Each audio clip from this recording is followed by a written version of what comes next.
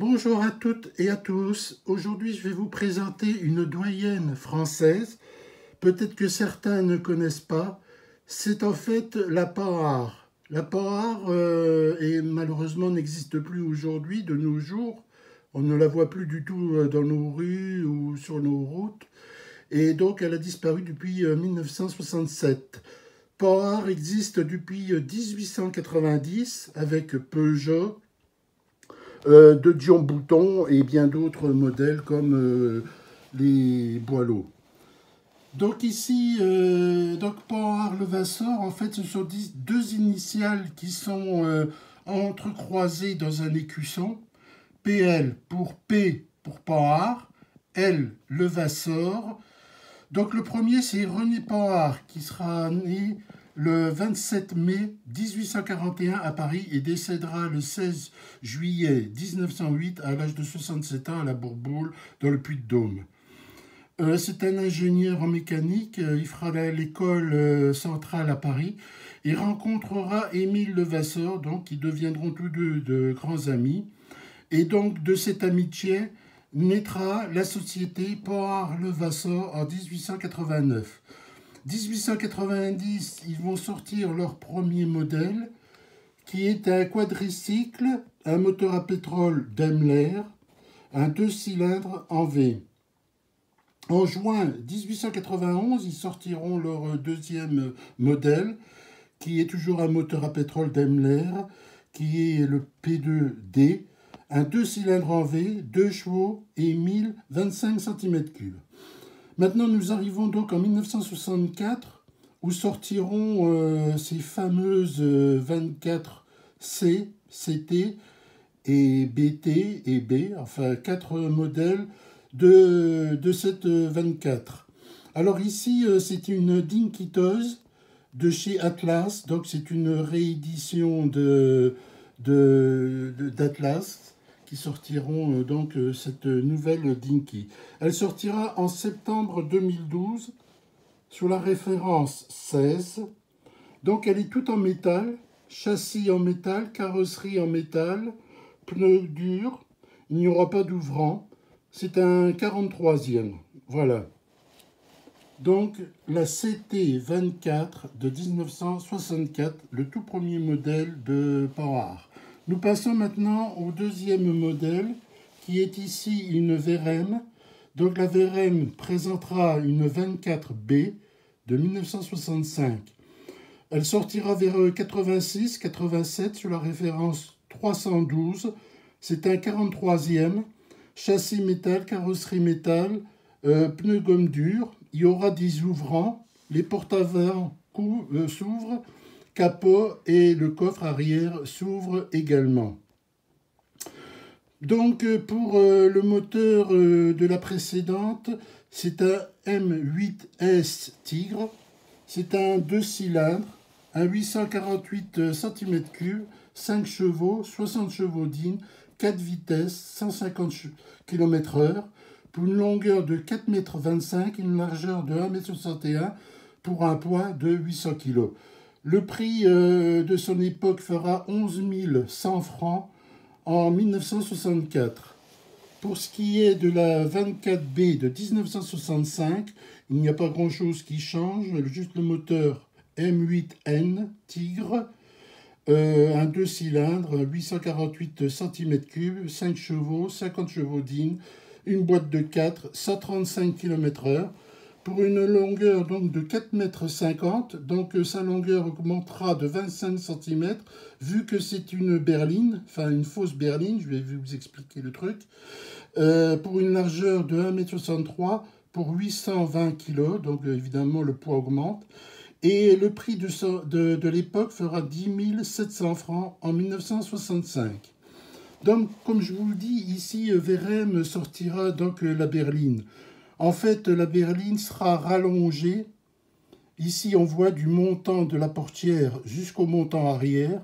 La vitre est plus longue, donc un châssis plus long de 25 cm par rapport à la Dinky qui est ici, où on voit que le montant de la portière et le montant arrière est beaucoup plus court. Donc là, c'est vraiment le coupé CT, coupé tourisme. Ici, c'est la berline B, donc pour une berline, enfin une fausse berline, mais c'est un coupé. Nous passons tout de suite à une Solido. Donc Solido, lui, nous proposera donc la 24 CT, donc un coupé de 1965, qui sortira en 2002 sous la référence 4567, toujours au 43e. Donc le châssis est en plastique, la carrosserie en métal, gomme dure. La carrosserie pour la vraie est toujours en aluminium, ce qui est avantageux pour le poids et également pour la rouille. Ces voitures-là ne pourriront jamais. Elles sont en alu, très légères, et ce qui fera peut-être la perte de port rare pour justement ne plus pouvoir vendre de voitures. Enfin, on va y revenir. Voilà, donc je vous présente donc la Solido. Donc c'est un moteur M10S Tigre, carrosserie donc en alu, un 2 cylindres, 848 cm3, 5 chevaux pour 60 chevaux d'In, 4 vitesses, 160 km/h, une longueur de 4,26 m, une largeur de 1,62 m pour un poids de 800 kg et 12 000 francs en 1965. Nous passons maintenant à une quatrième Panhard. Ici, c'est une XO de la collection voitures françaises d'autrefois qui sortira en 2012 sous la référence 16. Donc toujours au 43e, châssis plastique, carrosserie métal, pneus gomme dure. Alors c'est une copie de la Solido. Une copie, ce n'est pas le moule parce que là on voit que c'est une berline. La vitre arrière est beaucoup plus longue que la Solido qui elle est à couper. Mais le châssis et la carrosserie sont identiques, sauf la longueur. Voilà, donc toujours le même moteur, un moteur M8S Tigre, carrosserie en alu, pour un 2 cylindres, 848 cm3, 5 chevaux, 60 chevaux d'In, une boîte de 4, 145 km/h et une longueur de 4,50 m, donc pour la berline, qui s'agrandira de 25 cm, la largeur de 1,63 m, 840 kg. Son prix sera de 11 900 francs en 1965. Voilà donc pour la XO qui sortira donc en 2012 sous la référence 16. C'est la 24 BT. Nous passons au cinquième et dernier modèle qui est encore une 24 BT, mais cette fois-ci de 1967, donc la toute dernière Panhard et la dernière BT. Donc elle sortira en 2014 sous la référence 2004 de chez Odéon. Odéon, c'est un fabricant français qui existe toujours, bien sûr, comme Solido et bien d'autres fabricants français. Elle a eu quelques petits soucis sur la vitre avant, parce qu'elle a été exposée sur une étagère et le soleil a tapé dessus. Et malheureusement, eh bien, les carreaux ont souffert. Donc un conseil que je vous donne pour ceux qui ont des collections de voitures, le mieux c'est de les mettre dans une pièce au noir et vous verrez que là, elles ne souffriront pas. Par contre, si vous avez le soleil qui tape sur vos miniatures, voilà ce qui arrive. Les vitres s'assombrissent et même les phares avant. Ça peut arriver aussi sur les roues, sur les pneus qui se fissurent, enfin plein de choses. Voilà, donc c'est toujours un moteur M8S Tigre, carrosserie en alu, 2 cylindres, 848 cm3, 5 chevaux, 60 chevaux d'In, 4 vitesses, 145 km/h pour 4,50 m de long, 1,63 m de large, 840 kg et son prix sera de 11 900 francs en 67. Voilà donc pour la Odéon de 1967. Alors maintenant je vais vous parler de 1967, donc c'est la fin pour la branche automobile de Port-Art. L'activité est tombée à un niveau si bas que les espoirs ne sont plus permis.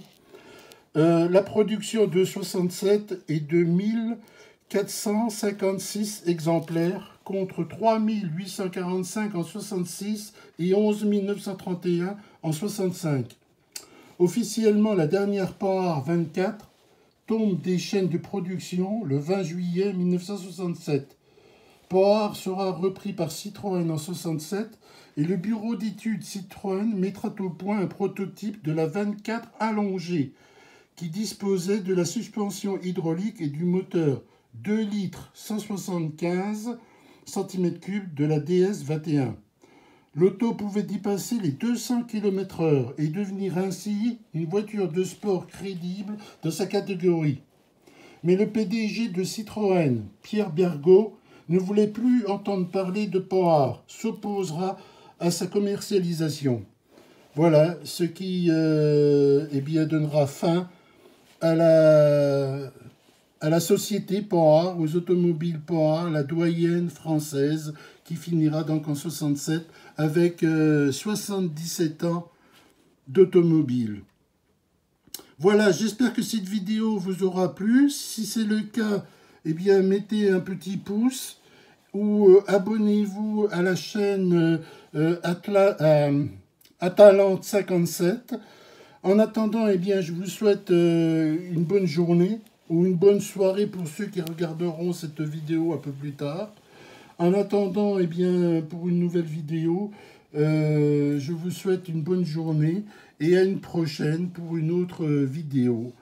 Voilà, je vous remercie. Donc, c'est sur cette image que je vous quitte et à bientôt. Merci, bonne journée.